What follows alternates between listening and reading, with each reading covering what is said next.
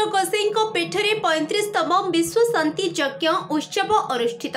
किंवदंती कहे बहु पूर्व काल बटबाबा पीठ को श्री श्री सन्तदेव श्री श्री गोरखनाथ परी अति मानव आगमन होता। से पवित्र पीठरे बटगोसाईं जीवंत समाधि अद्यावधि पूजित और पार्वण मानक सांस्कृतिक कार्यक्रम मान आयोजन हो आसुछि। दोल पूर्णिमा अवसर में यह पावन पीठरे दीर्घ 35 वर्ष हेब विश्व शांति यज्ञ आयोजन कर परिचालना कमिटी। पूर्णमी यज्ञ उद्यापन दिवस नाम संकीर्तन सहित यज्ञाहुति हरिहाट आदि कार्यक्रम गुड़िकर रीतिनीति अनुसार संपन्न हो जाइछि। प्राय आखपाख 50 पंचायत सहस्राधिक श्रद्धालु भक्तों उपस्थिति गोसाईं पीठ को भक्तिमय परिवेश रे परिणत करिथिबार देखिबाको मिलिथिला। अनेक विद्वान ज्ञानी गुणी मानक उपस्थिति सहित कन्नीमूल पंचायत समिति सभ्य बसंत कुमार महापात्र 1 नंबर जोन पूर्वतन जिला परिषद सनातन दलाई प्रमुख जोग देखा मिलता। अनुष्ठान सभापति बाबुआ जेना समेत समेन्द्र बराल श्रीकांत बराल प्रमुख बिशनपुर ग्रामवासी वृंद यज्ञांति कार्य सक्रिय सहयोग कर मिलता। सदा परिभवगणमभीष्ट दोहा तीर्थास्पदम शिव विरंचिनुतम शरण्यं नृत्यात्यः प्रणत पाल भवाधिपत वंदे महापुरुष ते चरणारविंद सिद्ध भट्ट महापुरुषाय नमो नमः। मो ना प्रशांत कुमार त्रिपाठी घर निकटस्थ झंकड़ सारला पीठरे पाखरे अवस्थित। आज को 10 ରୁ 12 वर्ष है यज्ञ करने को आसूँ। श्रृंखला सहित कमिटी समस्त पिला द्वारा श्रृंखलित हो यज्ञ चली आसूँ। ये शांत परिवेश ये परिवेश रे जी जहाँ मानसिक करिछि निश्चित भाव में से महाप्रभु समस्त मानसिक पूर्ण करिछंती।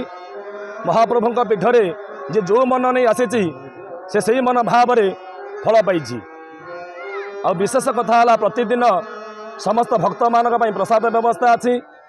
समस्त भक्त माने श्रृंखला सहित ये यज्ञ मंडप निकट में उपस्थित रही यज्ञ मंडप दर्शन करती। महापुरुषों पीठरे समस्त आसी प्रसाद पाइबा सहित मानसिक रखती। समस्त भक्त मानक मानसिक पूर्ण करने महाप्रभु सबुबले द्वारा खोला रखिंट। जय जगन्नाथ। ये यज्ञ हवा द्वारा ये अंचल ये परिवेश शुद्ध परिवेश सृष्टि होउची। जो घृत आहुति देवता उद्देश्य करा जाउची यज्ञ मंगल कामना विश्वर मंगल पाई जो घृत आहुति करा जाउची देवता माने ए घृत आहुति माध्यम समाज मंगल विधान करुछंती।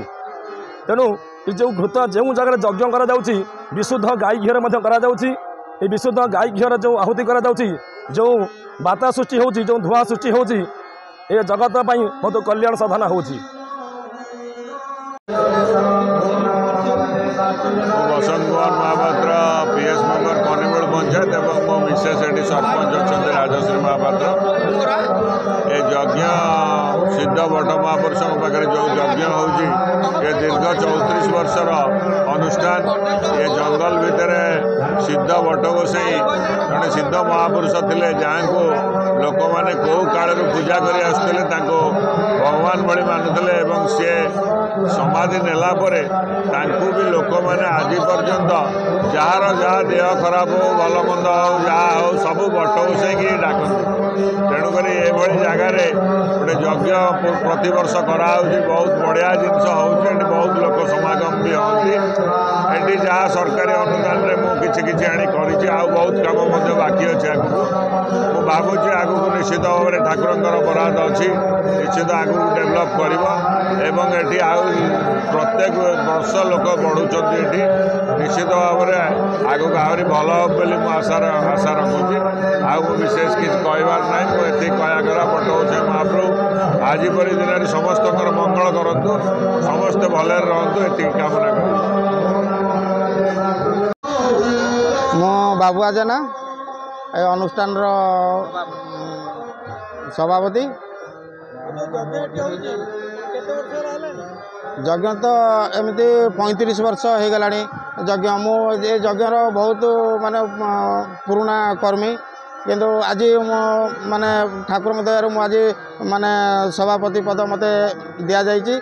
किंतु ठाकुर महिमा जे वर्णना करी हेनी महिमा विषय कौन बा ठाकुर कहबी आ मो माँ भौणी माने दुख शुणी न पारी 1997 मसीह स्वयं बटोई गुजरात वापी जाइए यहाँ माने मु बटोई पाखे सामने ठिया होकरी माने सत्य करी कहूँ बटोई 1997 मसीह मोर मो माँ भौणीर दुख न सही पारी मु घर लुचि पलैली वापी से मोर खबर न पाई ठाकुर को ये माने दीप जाली घी दीप जहाँकि मत से डायरेक्ट से जा मत ये जगह से निजर परिचय मत देते वापी रे माने गुजरात रे आ महिमा मु कौन कह एठिकार लोक माने गाई बाछुरी सुना रूपा जहाँ भी हजिले ठाकुर पाखे गंजेई भोग जाते मिल जाए आ माने रोग भी भल हो जाए आउ ये ठाकुर के यज्ञ गोटे ये जिनस हूँ जो मैंने संतान कामना करती जो मैंने पुत्र कामना करती एठिकार चरुअन्न खाइले से इच्छा निश्चित भाव में पूर्ण हुए जो मैंने सौहृदय डाकती जो मैंने सौहृदय बटोई भल पाती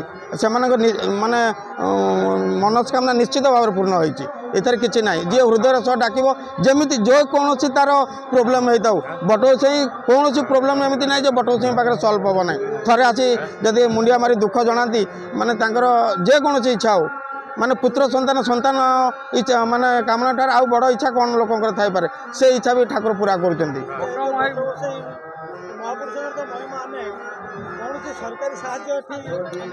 हाँ आम सरपंच बसंत महापात्र ये आमको किसी घर दीटा मिली आउ ये माटी भी फिलिंग कराई आउ भी प्रतिश्रुति देते से आम किसी ठाकुर आउ किसी घर कर आम गोटे लाट्रिन आउ किसी घर आवश्यकता अच्छी से भी आमको प्रतिश्रुति देते आमको से समयक्रम देवे निश्चित भाव में जदि एमपी लैंड किसी पैसा आसता ताले ये भी गोटे पिकनिक स्पॉट हो पारता ये भी आम गोटे मंडप करी माने जो माने गरीब सीमारेखा तले अच्छा से आम कमिटी तरफ से माने मैरेज ये भी ये करूँ कि आम पाखे अर्थर एत अभाव अच्छे जे आम जगार डेवलपमेंट कराया आमको लक्ष लक्ष टंका दरकार जदि कौन एमपी लैंड आम पाखे पहुँचता ताले आम जगार उन्नति कर गरीब लोकर झील पुआ जो मानकर बहुत हो पारे पैसा अभाव आम से मागणा बहुत करूँ बराड़ सोमेन बराड़ बट महापुरुष सांस्कृतिक सेवा परिषद मुझे सक्रिय मेम्बर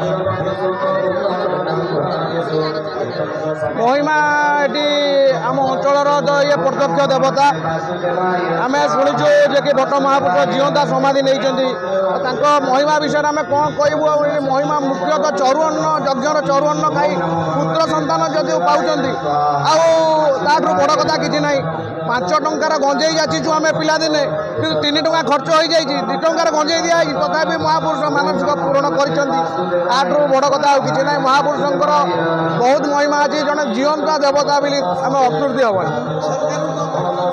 सरकार को पर्यटन विभाग मंत्री को अनुरोध करुच्ची कि एटा सांस्कृतिक लैंड्रे किसी अनुदान देले आम विशेष उपकृत हबू 50 खंड पंचायत उपकृत हम जेकू एटा सांस्कृतिक पर्यटन स्थली जदि लैंड दि जाता आ जगार उन्नतिकरण करा जाता 10,000 लोक समागम हुए मिनिमम धोलिया अंचल समस्त पंचायत लोक ये उपस्थित रुहन।